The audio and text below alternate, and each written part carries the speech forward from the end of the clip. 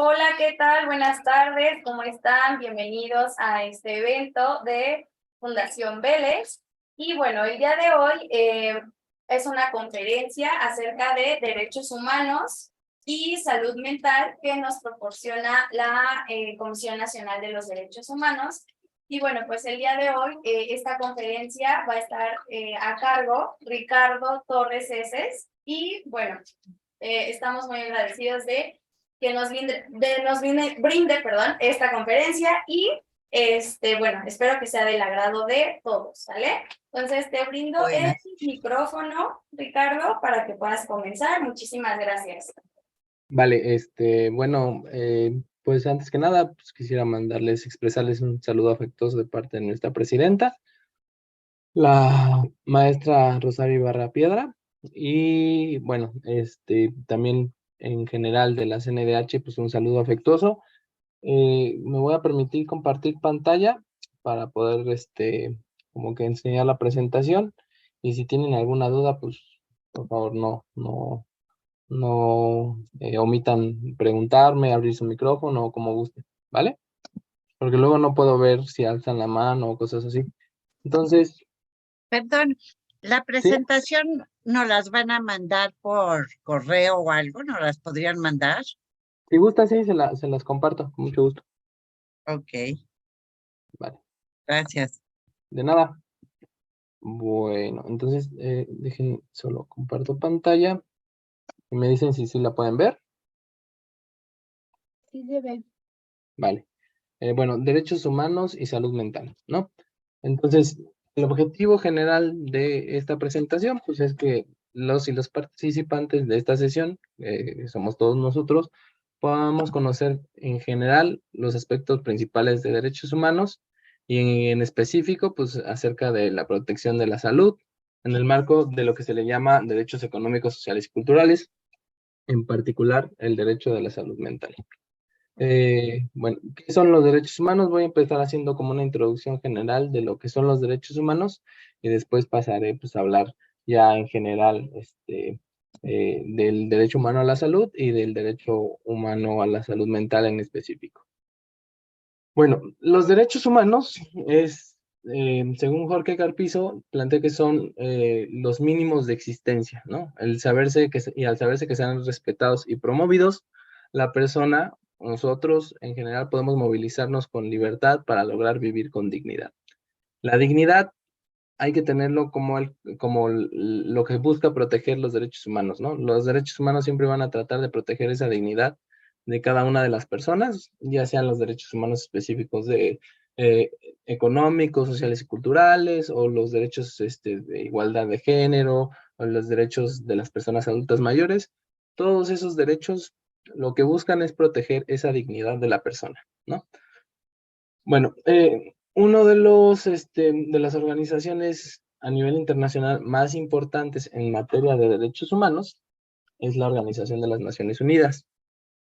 Esta organización plantea que los derechos humanos son los derechos inherentes a todos los seres humanos, sin distinción alguna de nacionalidad, lugar de residencia, sexo, color, religión o cualquier condición. Es decir, todos tenemos los mismos derechos humanos sin discriminación alguna. O sea, no importa ninguna particularidad propia de nosotros, todos tenemos los mismos derechos por el simple hecho de nacer, ¿no?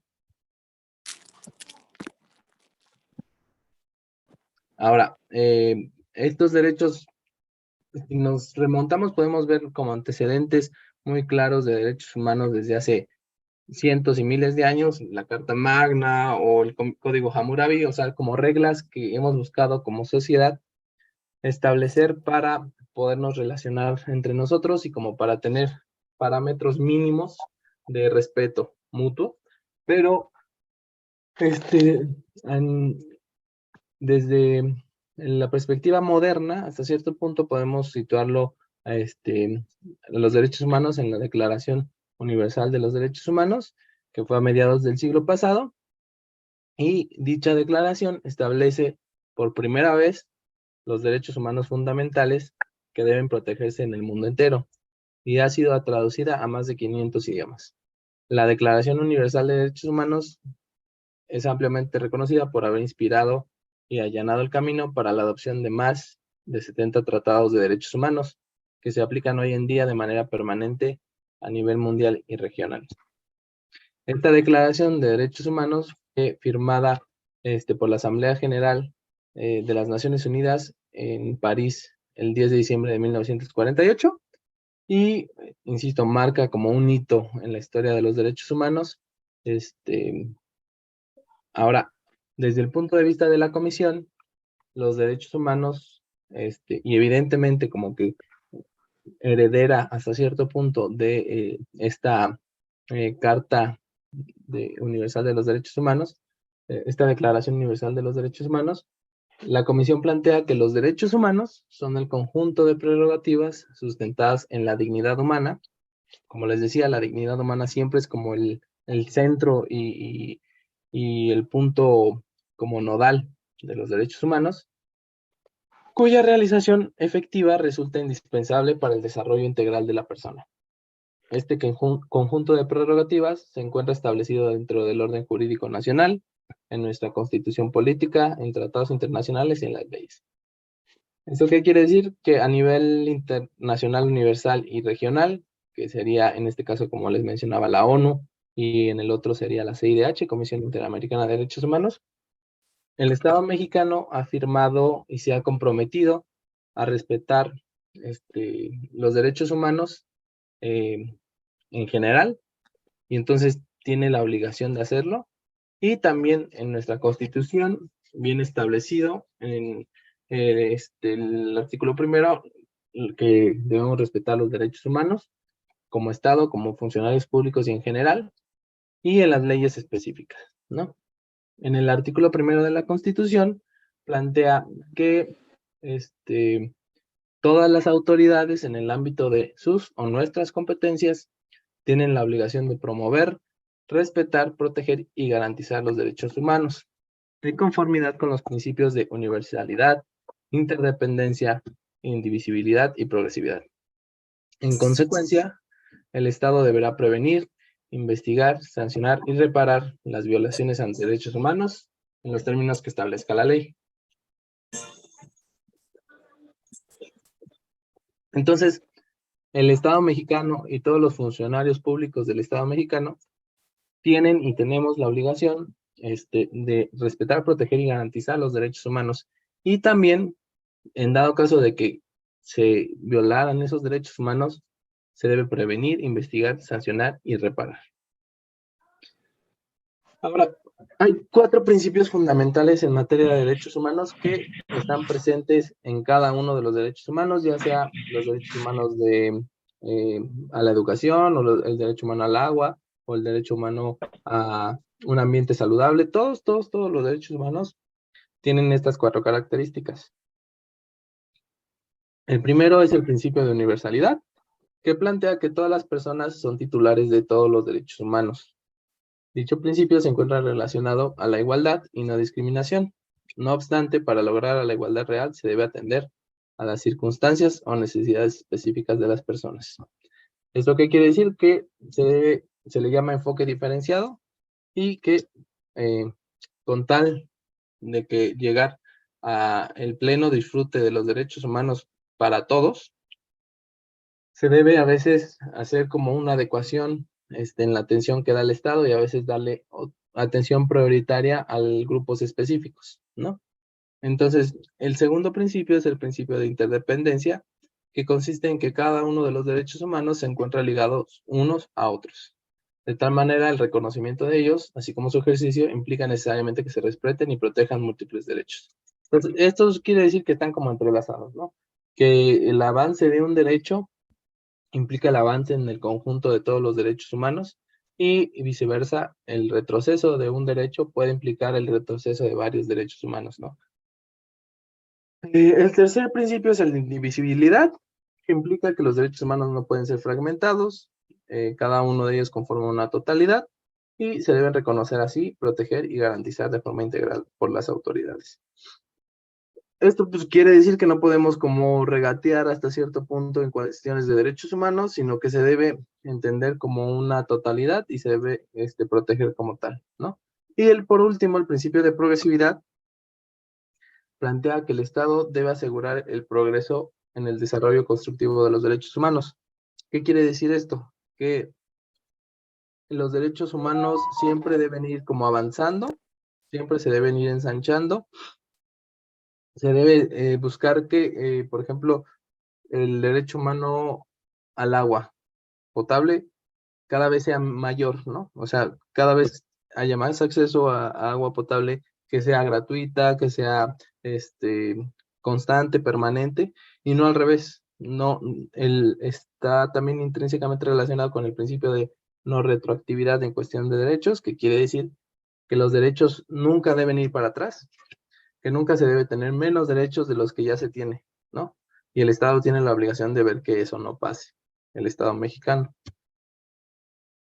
Y bueno, ahora el derecho humano a la protección de la salud, pues, ¿qué es la salud de las personas, no? O sea, porque es algo de lo que hablamos constantemente, pero pues usualmente evitamos definir. Entonces, según la Organización Mundial de la Salud, que también deriva de la ONU, el concepto de la salud es un estado completo de bienestar físico, mental y social, y no solamente la ausencia de afecciones o enfermedades. Entonces, la salud es algo muy completo, es como un estado general de bienestar físico, mental y social, y por lo tanto, el Estado tiene la obligación de buscar que la población tenga ese nivel o ese grado máximo de salud.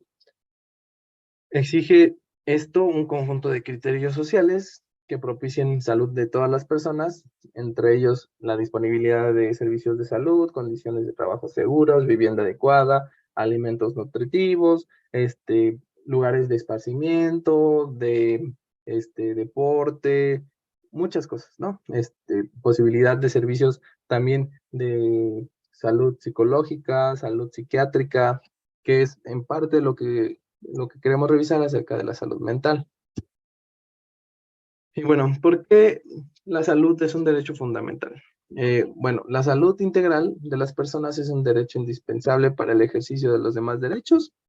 Esto hasta cierto punto es más obvio, ¿no? Porque si la persona no tiene salud, pues no puede acceder a la gran parte de sus derechos humanos, ¿no? Una persona que no tiene acceso a medicamentos puede poner en riesgo su vida y pues ese es el derecho humano a la vida, ¿no? Entonces, y eso frustra pues todos los demás derechos humanos, el derecho humano a la libre expresión, el derecho humano a el deporte, etcétera, ¿no? Y el goce del derecho a la salud está estrechamente relacionado con los demás derechos humanos, como decíamos, como alimentación, la vivienda, el trabajo, la educación, la no discriminación, el acceso a la información y la participación, que es lo que veíamos en principio, que es el principio de interdependencia.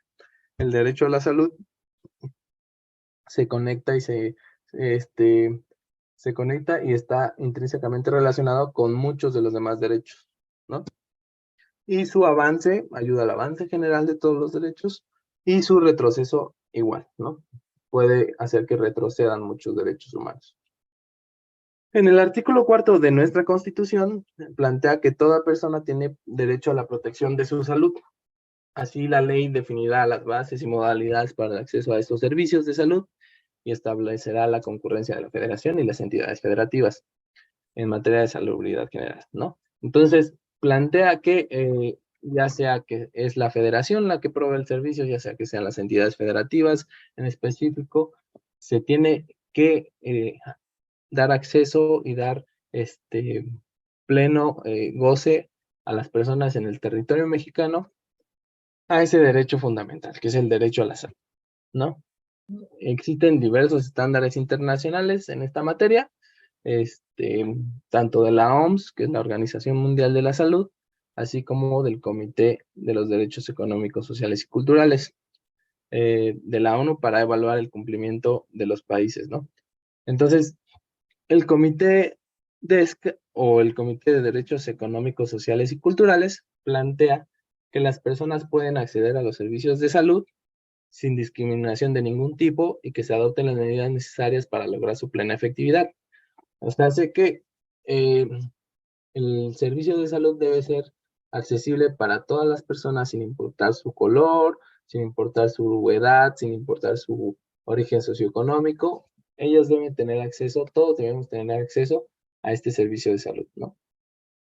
También está la realización progresiva, que consiste en que la ampliación del derecho a la salud y su garantía, con las obligaciones de avanzar de forma expedita y eficaz en su cumplimiento, y las no regresivas o de protección menor.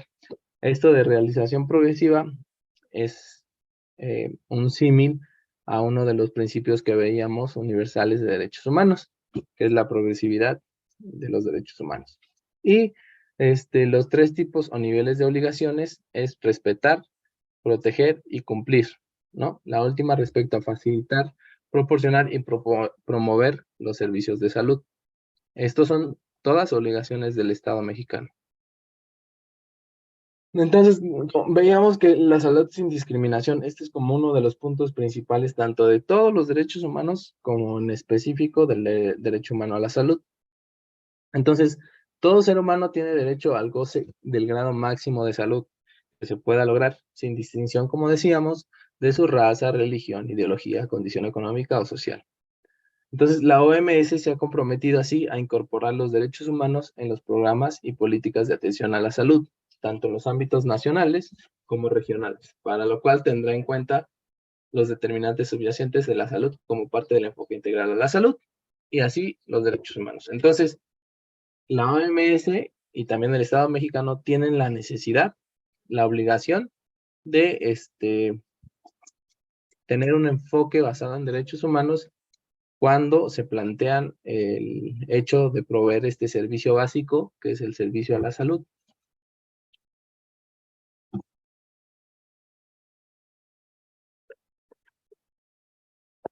Esto en sí plantea un cambio de paradigma, hasta cierto punto, que es un cambio de pensar al individuo o a la persona como beneficiario de un servicio a pasar a ser un titular de derecho, ¿no? O sea, de ser como miembro o beneficiario del programa tal a ser el titular del derecho a la salud y que el Estado tenga la obligación de proveer ese servicio. Entonces, ¿cuáles son los derechos que tienen los pacientes según los derechos humanos? Son recibir atención médica adecuada, trato digno, y respetuoso,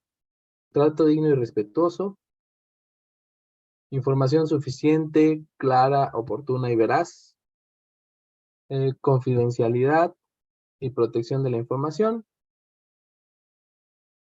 tener un expediente clínico, ser atendido cuando se conforme por la atención médica. O sea, nosotros tenemos el derecho a inconformarnos sobre la atención que nos están dando y pedir que nos atiendan de mejor manera. Y también a recibir atención médica en caso de urgencias. Y bueno, esto como en términos generales, en cuestión de salud. Ahora, en específico, en cuestión de salud mental, tenemos que ver a la salud mental no solo como la ausencia de trastornos o discapacidades mentales, sino también como el estado de bienestar en el que cada persona, valiéndonos de nuestras capacidades, destrezas y habilidades, hacemos frente a las actividades cotidianas de la vida diaria, como puede ser trabajar de forma productiva y objetiva, relacionarnos en la sociedad y con los otros, y en los diferentes grupos que la conforman, ¿no? Esto es como veíamos en la definición general de lo que es la salud, es más amplio, ¿no? Entonces, la salud mental no es la ausencia de trastornos o de enfermedades mentales o discapacidades mentales, etcétera, sino es un todo, ¿no? De bienestar generalizado que cada persona puede llegar a tener en cuestión mental. Entonces así la salud mental es fundamental para desarrollarnos de forma grupal y personal en cuanto a nuestra forma de pensar, la expresión de nuestros sentimientos y emociones, la manera en que interactuamos con los demás y nos relacionamos con las demás personas, y también nos habla tanto de un bienestar individual como colectivo, ¿no? La salud mental, este, también afecta socialmente, ¿no? Y también la sociedad puede afectar la forma en que se traduce en las mentes individuales. Entonces, a veces como que fenómenos sociales pueden tener afecciones muy claras en la salud mental de las poblaciones. Entonces, no está distanciado, no es una cuestión individual, sino que es algo más complejo y es algo relacionado tanto social como individual. Entonces, en nuestra condición de seres humanos, la promoción, protección y restablecimiento de esta salud mental son preocupaciones vitales y cotidianas de las personas, en las comunidades y sociedades en todo el mundo, sin importar nuestro género, origen étnico o condiciones socioeconómicas. Entonces, la salud es un bien básico y fundamental, y la salud mental no es una excepción. Entonces, un mal estado de salud nos estaría privando de asistir al trabajo o ir a la escuela, estar con la familia, estar conviviendo con amigos, etcétera, y también de realizar plenamente las actividades de la vida cotidiana. La mala salud mental se asocia a condiciones de trabajo estresantes, a la discriminación, a la exclusión social, a la desigualdad de género, a los riesgos de vivir un ambiente con violencia y a las violaciones a derechos humanos. Así, la disfuncionalidad familiar, las carencias afectivas, el poco desarrollo de habilidades socioemocionales, situaciones de estrés o los estilos de vida nocivos y entornos poco saludables, junto con cuestiones sociales como la pobreza, resultan en una mayor prevalencia, incidencia y magnitud de problemas de salud mental. Entonces, evidentemente, podemos ver que la sociedad y nuestro entorno afectan mucho en la forma en que nuestra salud mental, ya sea está en un bienestar o también puede llegar a tener muchas afectaciones, ¿no? Entonces, cada vez más, con más impacto en la esfera psicosocial, incluyendo el incremento de consumo de drogas, violencia, etcétera. Entonces, la salud mental en México, pues es un fenómeno, muy complejo, eh, que debe ser estudiado desde muchos diferentes como enfoques y disciplinas. Puede ser desde la sociología, la psicología, la medicina, etcétera. Pero el estado general de salud en México podemos ver, según el INEGI, en 2018, 6,808 personas fallecieron a causa del suicidio en el país, lo que habla de una prevalencia importante de este fenómeno que está pues muy relacionado con la salud mental. En 2017, casi el 33% de los integrantes del hogar de 12 años o más dijeron experimentar sentimientos de depresión. Casi el 10% de ellos declara experimentar estos sentimientos de forma diaria.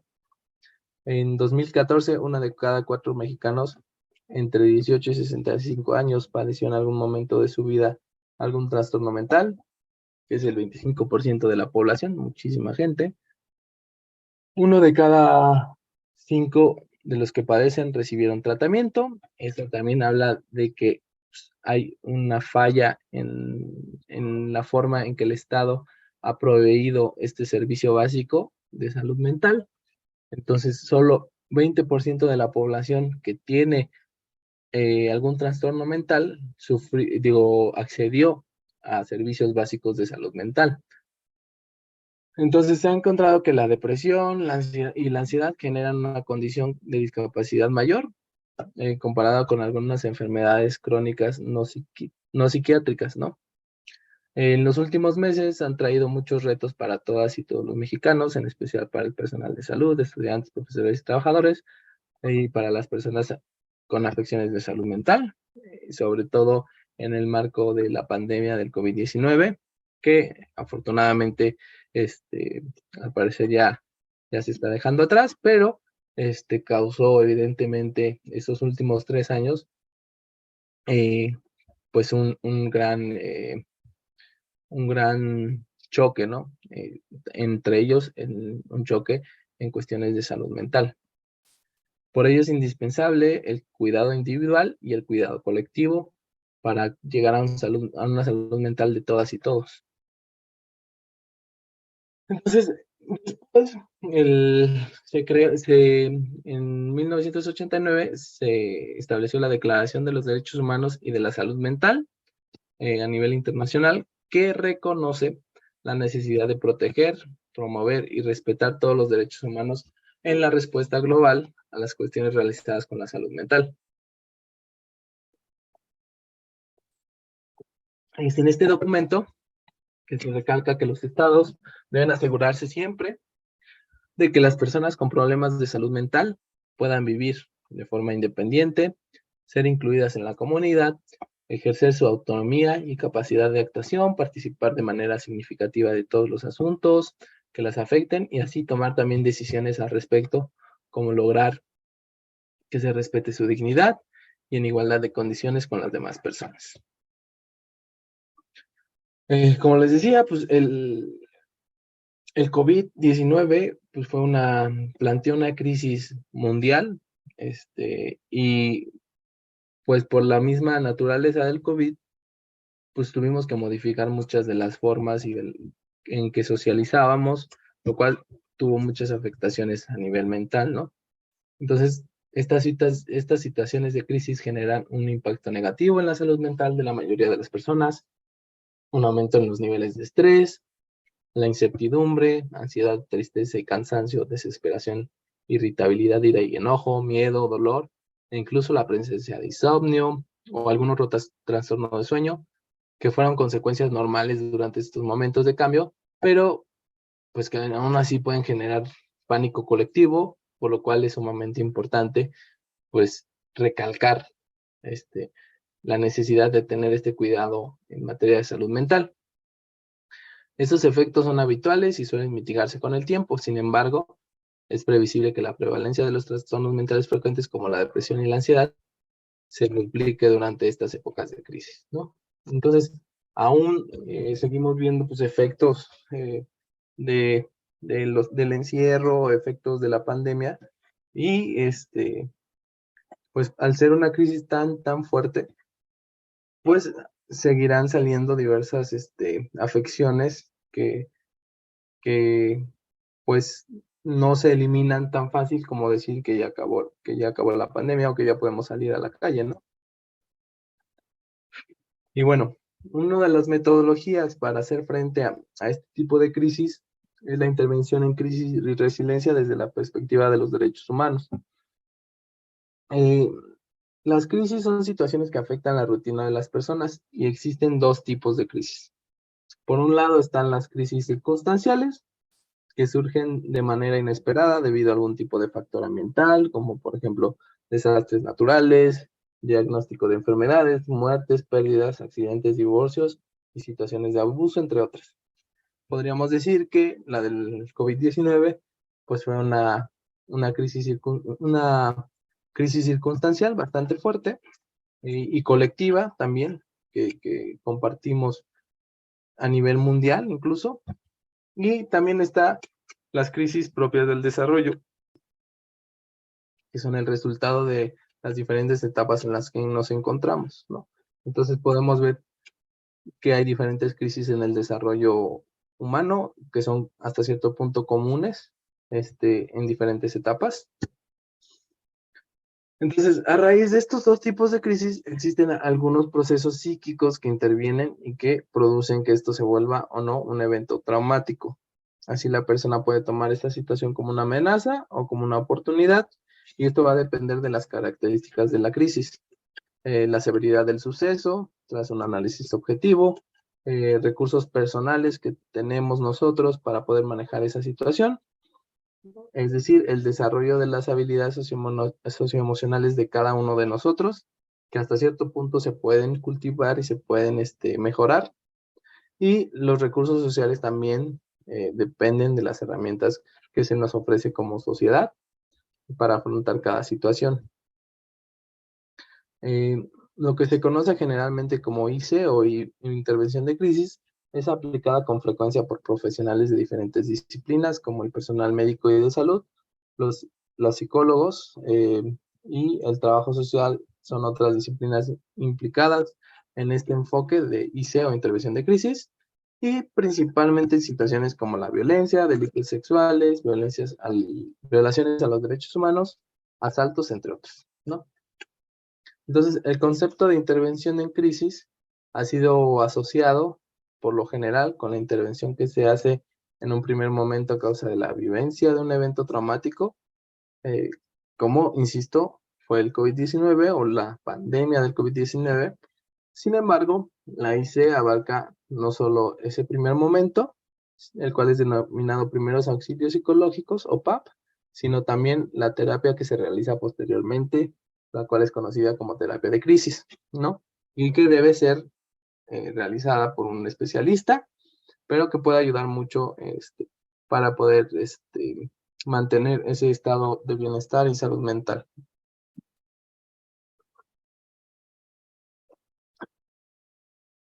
Una intervención, entonces, en el sentido estricto de la palabra, no es como tal una terapia, pues se diferencia de ella en la profundidad, en la estructura y los procesos de evaluación y requisitos base para llevarla a cabo, pero es lo que ocurre en los primeros auxilios psicológicos, es inmediatamente posterior al hecho traumatizante y debe dar paso a una intervención o un proceso terapéutico como tal, ya más en forma.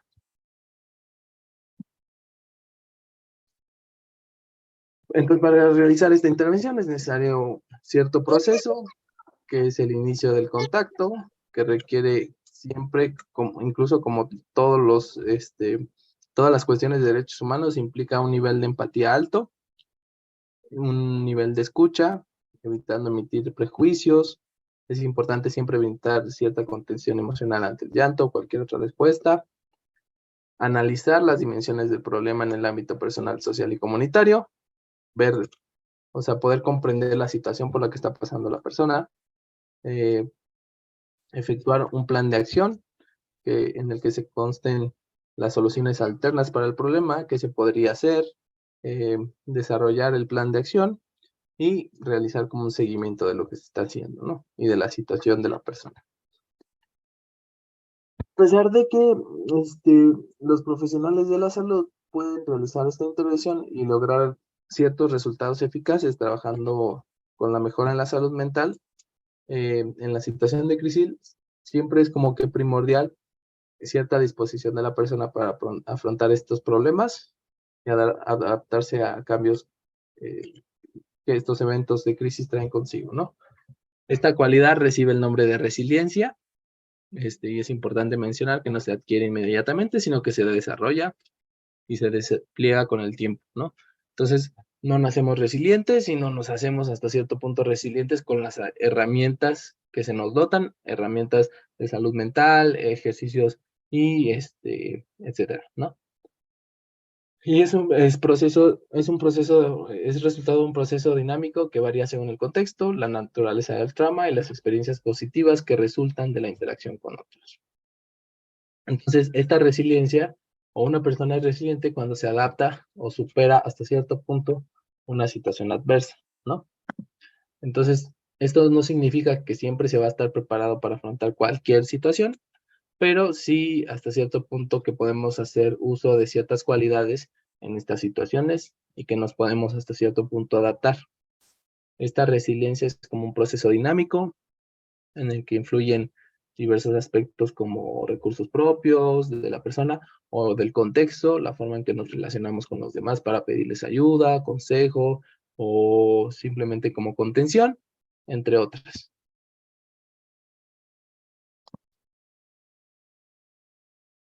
Y entonces, esto más o menos como en general lo que podríamos plantear como derecho a la salud mental.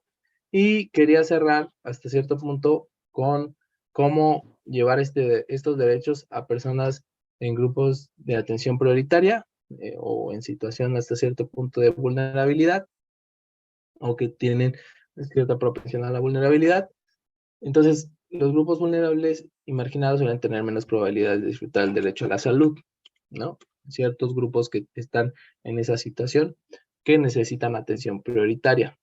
En este sentido, tienen a veces mayor carga de enfermedades no transmisibles o menor acceso a una buena alimentación, a ejercicio, etcétera, que los ponen o nos ponen en situaciones de desventaja hasta cierto punto.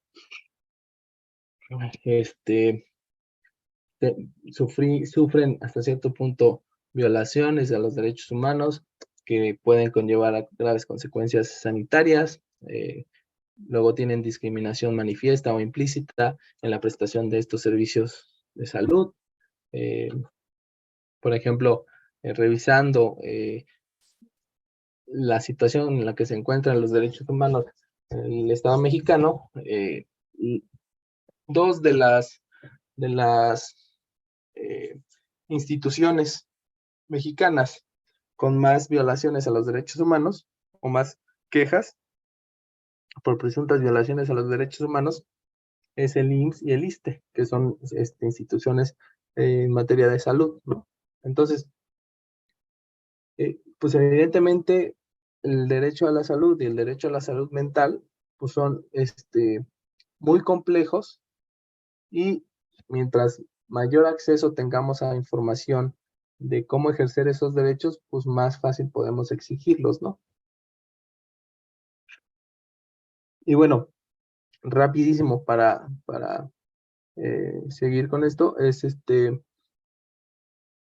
existen como que diversos grupos que pueden estar en situaciones desventajosas o de mayor propensión a la vulnerabilidad, y que se les debe dar una atención diferenciada, ¿no? Por ejemplo, la población indígena, que tiene características específicas como que casi el 80% de esta población vive en pobreza, en situación de pobreza, con mayor analfabetismo, rezagos en su salud se pueden observar con altas tasas de mortalidad infantil y muertes maternas, y entre sus adultos mayores, las enfermedades crónicas y la desnutrición son las principales causas de muerte.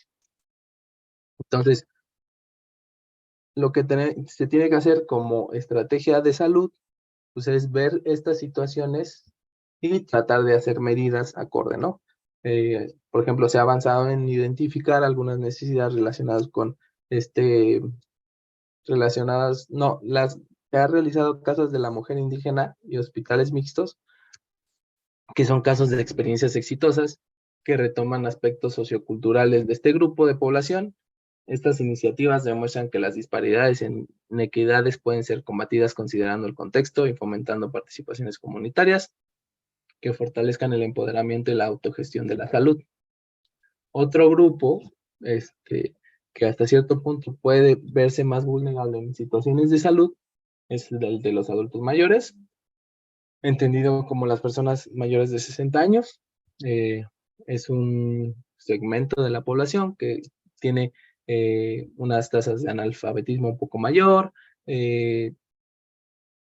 tienen condiciones laborales precarias, tienen condiciones de pobreza y vulnerabilidad, y una gran parte, casi un poco más de una quinta parte, carece de servicios básicos, habita viviendas construidas con materiales precarios, y no tienen pues acceso a una alimentación correcta, que como vimos, también estos son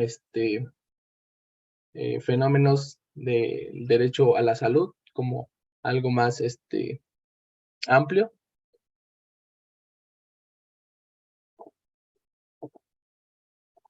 ¿Y qué medidas se pueden tomar, ¿no?, para dar mejor atención a este segmento de la población? Pues se ha avanzado hasta cierto punto en identificar algunas necesidades relacionadas con el género y otras áreas clave, pero que es necesario incrementar los esfuerzos realizados. También se ha hecho una red de apoyo en algunas instituciones para disminuir la demanda de los servicios de salud, y la capacitación al personal de la salud en gerontología, geriatría y en la promoción de autocuidado, y la participación de los familiares en el en la salud de los adultos mayores, ¿no? Entonces, ya para finalizar, para ir cerrando, lo que se tiene que hacer, tanto en los derechos humanos de la salud, como en específico los derechos humanos de la salud mental, es como que crear un enfoque o una forma de acceder a estos derechos basados en los derechos humanos, ¿no?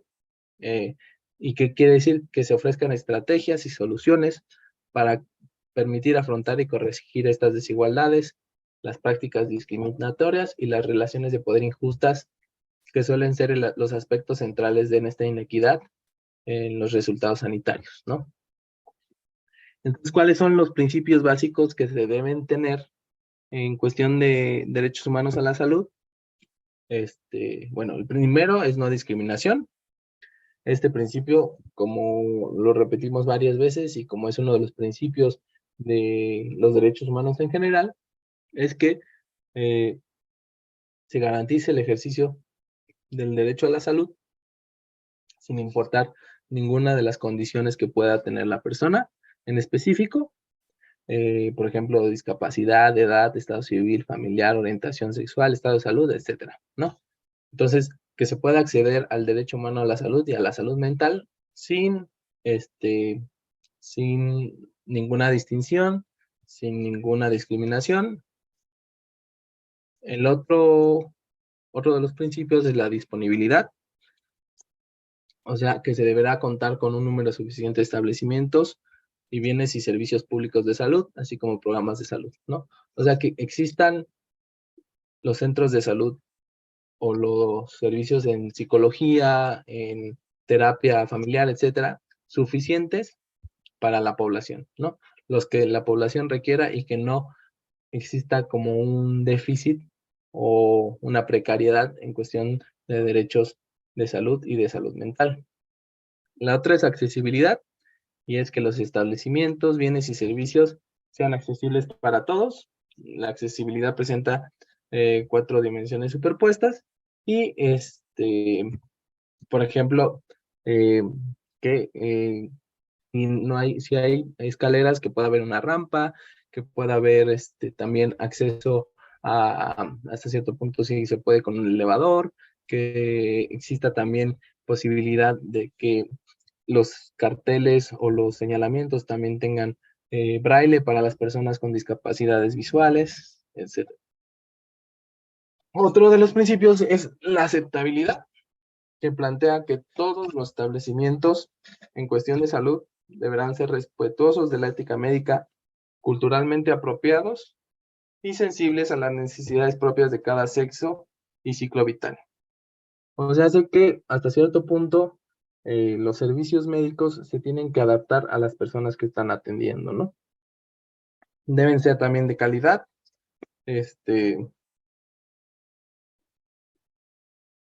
haber como un camino claro para la rendición de cuentas, para saber quiénes son los responsables de que se respeten nuestros derechos humanos en esa situación y de que los procedimientos sean claros y seguros.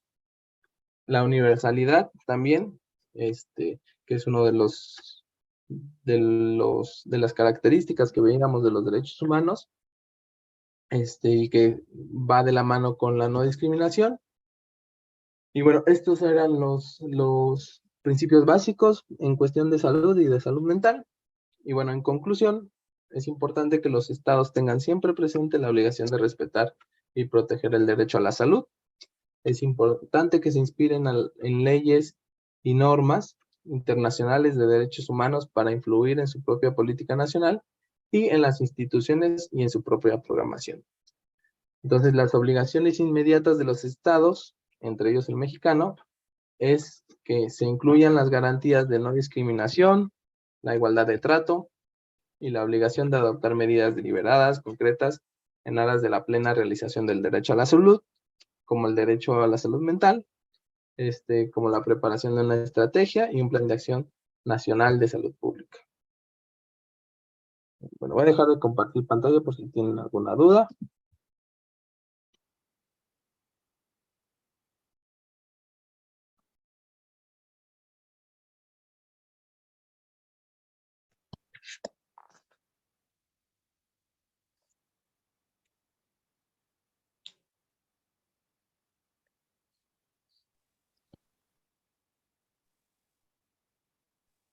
Pues muy interesante, maestro. Digo, muy interesante el tema. Gracias. Si tiene cualquier duda o comentario, Bueno, yo pienso que pues también sería conveniente para las personas pues que no tienen, por ejemplo, piernas o algo, que andan en muletas o andan en silla de ruedas, debería de haber más rampas para todo eso, o inclusive que se pudiera diseñar una especie como de andador o carreterita para que ellos pudieran salir, porque pues sí, también digo, yo tengo un hermano que pues no tiene una pierna y pues debería de ver para sacarlo ahí por las calles, luego no hay rampas o las banquetas están muy pequeñas, como que debería de haber otra, no sé, otra banquetita o algo que pudieran pasar, porque pues sí, la verdad ya hay muchísima gente que anda en silla de ruedas o en muletas, ¿sí? Entonces eso sería maravilloso para ellos, porque imagínense estar tanto tiempo encerrados en un cuarto. sí, pues eso también son los derechos humanos que tienen esas personas para poder acceder a los lugares. O sea, ellos deberían poder acceder, por ejemplo, a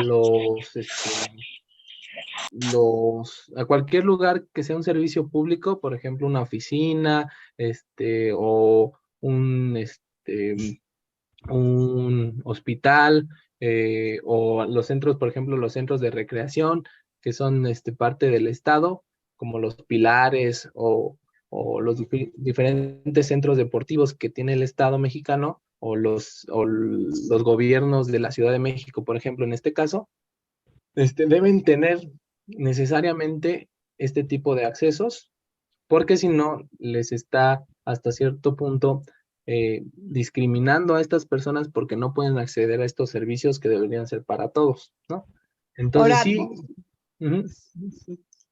bueno, perdón que lo interrumpa. No, adelante. También es importante que aparte de que haya lugares recreativos, que hubiese la manera de que, ¿cómo le podría yo decir, hombre?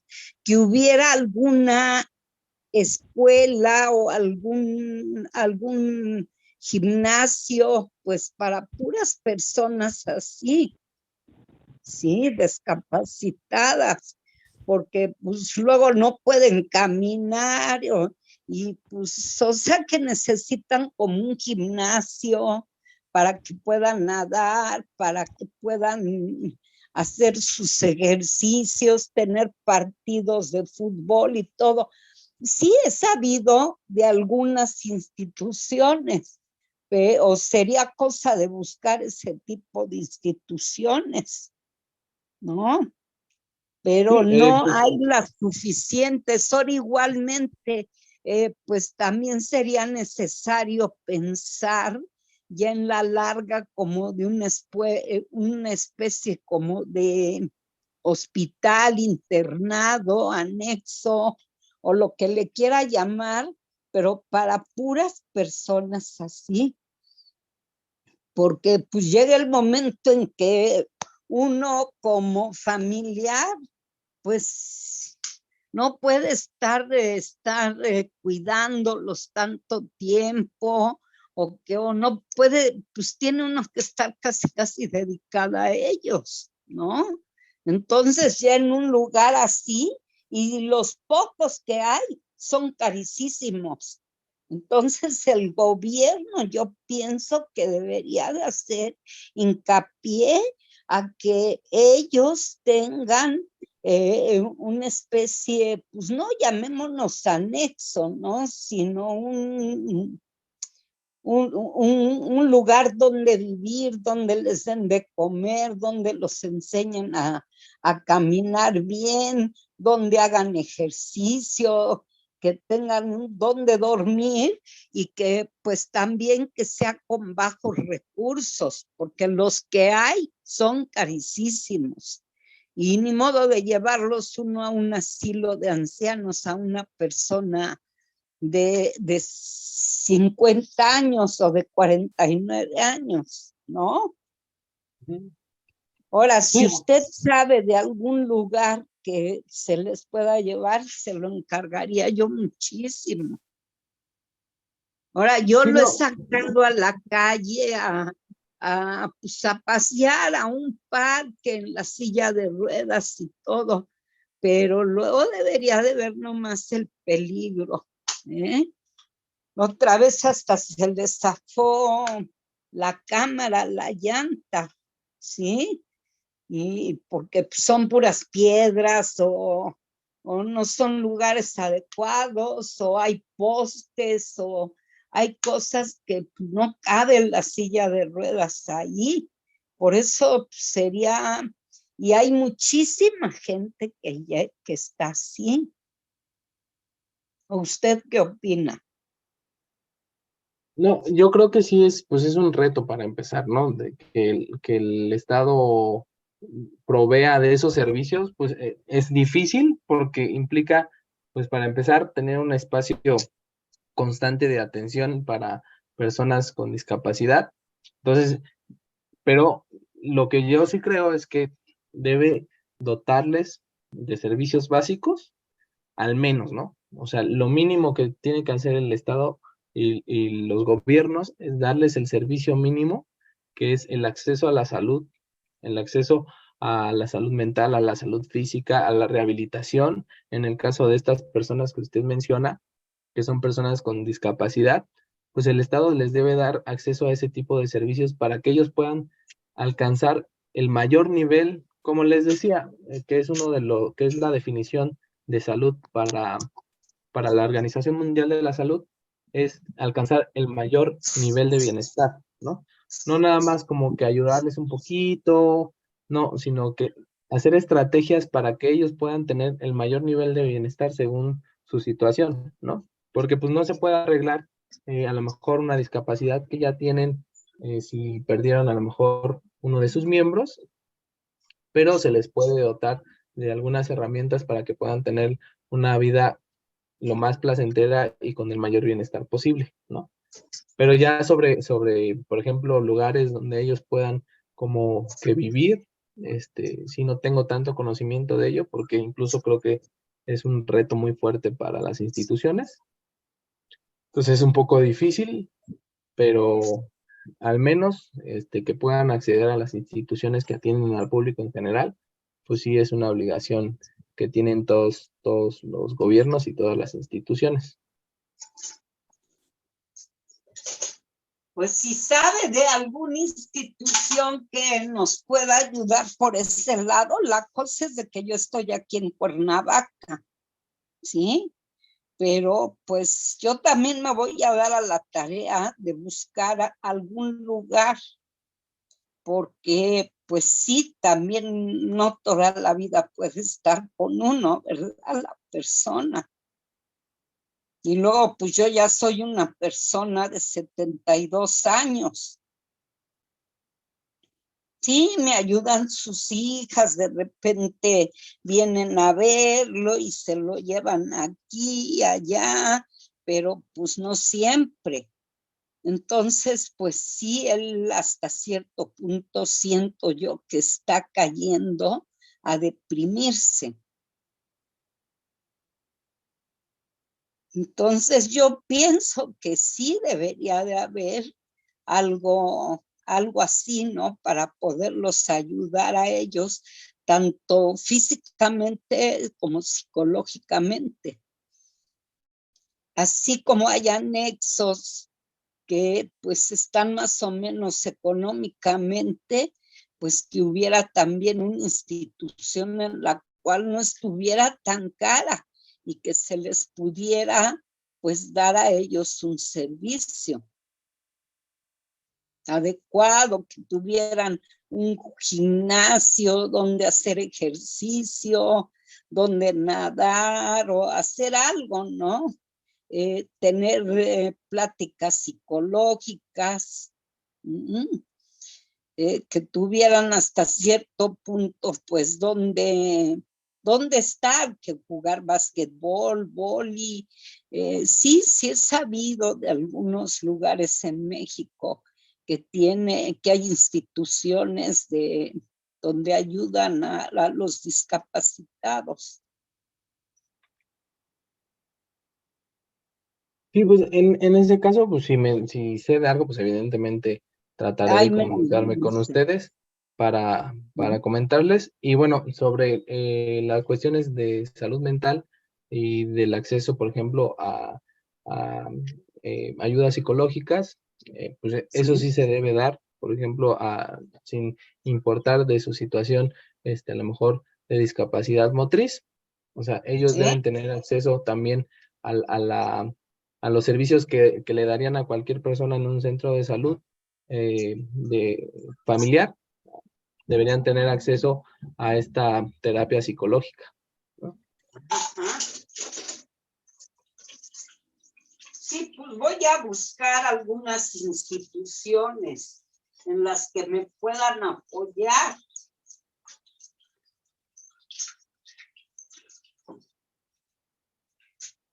Sí, y pues muchas gracias por su atención, porque pues sí me interesó bastante el tema que usted está abordando. No, al contrario, muchas gracias. Gracias. Si les puedo ayudar en algo, siempre aquí ando. Pues ahí le encargo eso. Sí. Yo ahí me echo un clavado a buscar algo. Gracias. Creo que el señor Carlos tiene levantado la mano. Sí, yo quisiera comentar, pero antes que todo, agradecerte, Ricardo, por la exposición que nos hiciste, muy detallada.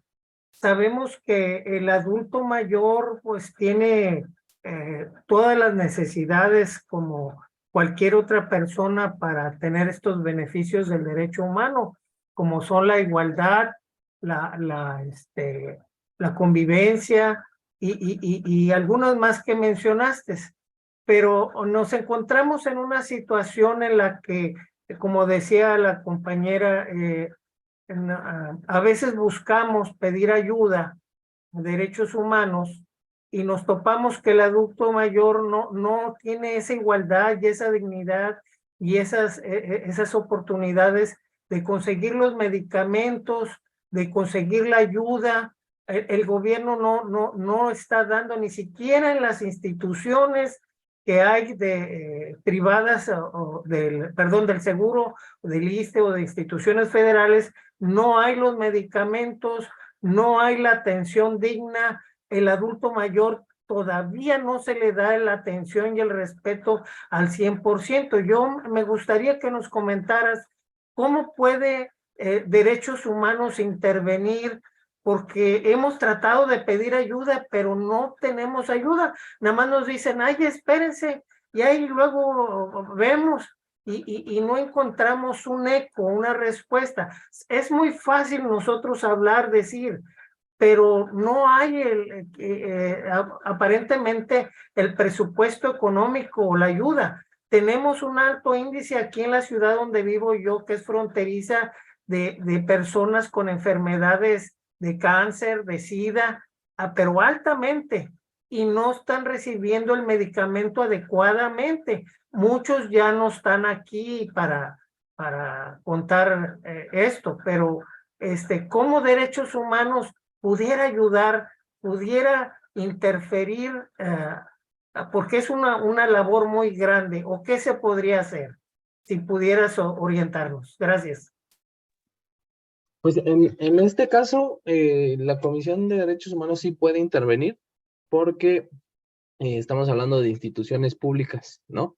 Entonces, en el caso del IMSS o del ISSSTE, como les mostré, pues son de las dos instituciones que más quejas tienen Y ese es donde nosotros podemos ayudarlos o donde nosotros podemos intervenir.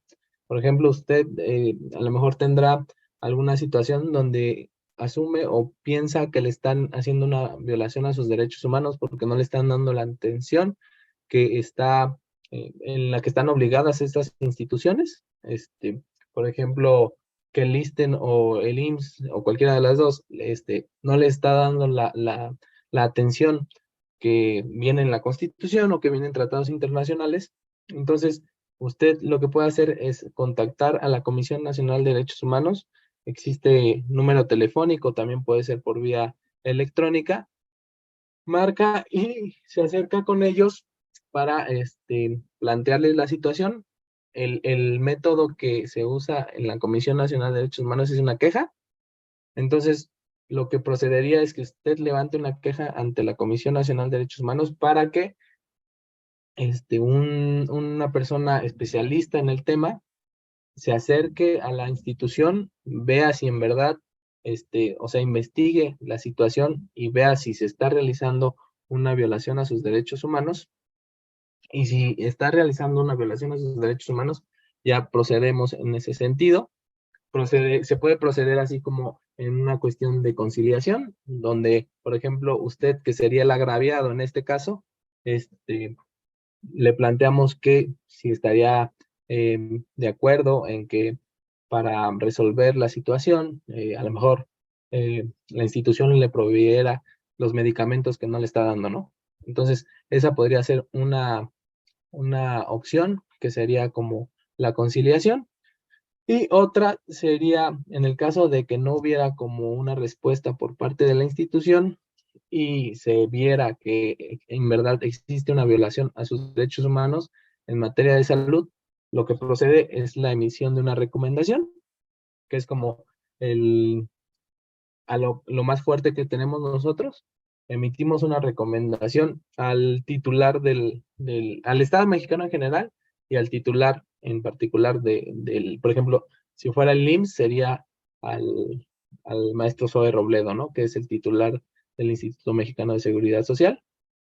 Y entonces le decimos, como institución, vimos que violaste los derechos humanos de la salud del señor Carlos, y lo sustentamos, decimos, violaste su derecho a la salud, que está fundamentada en la Constitución y que también está fundamentada en el Tratado Internacional tal. Entonces estamos violando sus derechos humanos a la salud, el libre tránsito, no sé. Vemos qué derechos humanos de usted estarían violentando y le decimos, también le recomendamos que al señor Carlos le dé la atención adecuada, que a lo mejor capacite a su personal para que puedan atender de mejor forma a las personas adultas mayores, les dé una mejor atención.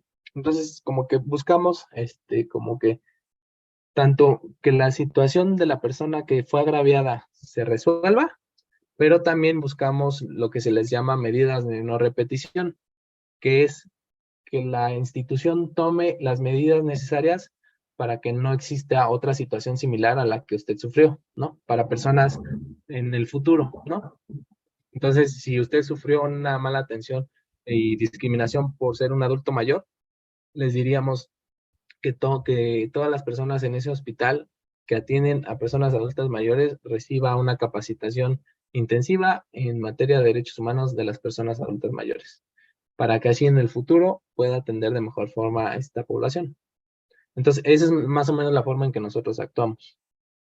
Como intermediarios. Uh-huh. Sí, nosotros... Es que nosotros nos dicen, no hay medicina, no lo podemos operar porque no hay los elementos para poderlo operar, no podemos hacer, y siempre hay negativas, regrese la próxima semana, vuelva el otro mes, etcétera. Esas ya lo sabemos, son puros vuelta y vuelta y vuelta, y en cierta forma, pues la salud de mis compañeros y amistades empeora, y no hay mejoría. Entonces, lo que hicimos fue conseguir donadores personas que nos apoyen por mientras se les resuelve esa situación, que llegue el fármaco a la institución, que lleguen los medicamentos, que lleguen los materiales para que lo operen, etcétera. Entonces, es una deficiencia de que se viole el derecho porque se viola, y no se puede evitar el que le priven a un adulto mayor el servicio adecuado, o sea, ya es tácito, es de hecho. Entonces, yo pudiera solicitar sus servicios intermediarios, pero vamos a caer otra vez en puras palabras. Y la gente, su salud empeora en lugar de mejorarse. Mi intención en esto es derecho humano, cómo puede ayudar o hasta dónde puede llegar en el apoyo cuando no se brinda ese servicio. Y me dices nada más que como una persona que interviene y necesitamos realidad que muchas cosas no van acordes como se están presentando. Es muy fácil decir, bueno, yo voy a anteponer una queja, yo voy a anteponer una denuncia, pero no tiene eco. Y ahí se queda y se va haciendo el papeleo. Quizás en algún futuro se llegue a atender. Entonces, lo que planteo es, habría una forma de dar una solución más rápida, más eficiente, que interponer una denuncia, una demanda que pudiera quedarse como papelería. En la comisión, no, porque la comisión, por su diseño como institución, de hecho, nosotros como institución somos lo que se llama un organismo no jurisdiccional.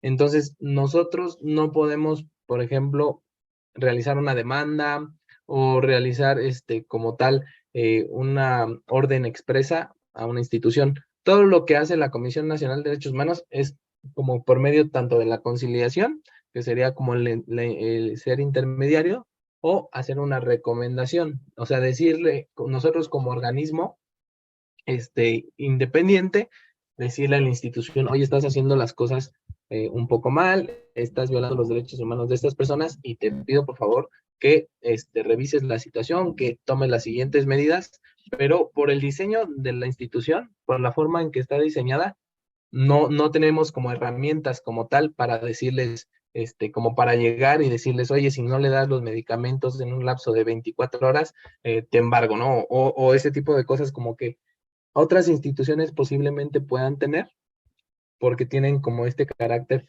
jurídico más directo, pero sí, en cuestión de la Comisión Nacional de Derechos Humanos, sí es como procesos más tardados que buscan a lo mejor, como un poco la transformación de la institución hasta cierto punto, pero sí, para acciones inmediatas, sí es un poco más difícil. Sí, es como un profeco, o sea, nada más intervienen por mientras, a ver si se llega a un acuerdo o a una solución, y si no se llegase a un acuerdo, entonces ya se iría a otras instancias. Así es como me lo expones, ¿verdad? Si no fuera si no se llega como al acuerdo como si fuera Profeco, lo que hace la institución es hacer la recomendación, que hace como por ejemplo lo publica de forma pública y le dice a la institución, oye, estás haciendo estas cosas mal, te lo sustento en tal marco jurídico, en tal tratado internacional, y te insisto que hagas las cosas de cierta otra forma y que tomes estas medidas. Y lo que hace entonces la institución, si no hubo la mediación previa, es o aceptarla o denegarla, y ya en última instancia lo que puede hacer la comisión es ir al Senado para que citen a la persona titular. Pero pues estos, insisto, son procesos que tardan un tiempo, ¿no? Entonces se obtiene un precedente, y con Exacto. ese precedente ya sería una ayuda para poder ir más adelante. Te agradezco mucho, Ricardo. Excelente tu exposición. Al contrario, muchas gracias. Vale, creo que ya no hay más dudas, ¿verdad? ¿Todo bien? Ok, perfecto. Bueno, pues... Solamente un comentario de Facebook que dice la señora María Teresa González, que magnífica plática. ok. Vale, muchísimas gracias, Ricardo. Pues damos finalizado este evento. Te agradecemos muchísimo que nos hayas brindado esta conferencia y bueno, pues esperemos que en algún otro momento estés con nosotros y pues nada más eso, agradecerte por parte de Fundación Vélez y pues eres bienvenido siempre. Entonces, muchísimas gracias. No, al contrario, muchas gracias igual por la atención de todos ustedes y pues es un gusto cuando se pueda y para lo que necesiten, pues ahí ando. Muchas gracias. Vale, pues muchísimas gracias a todos por acompañarnos y bueno, que tengan una excelente tarde.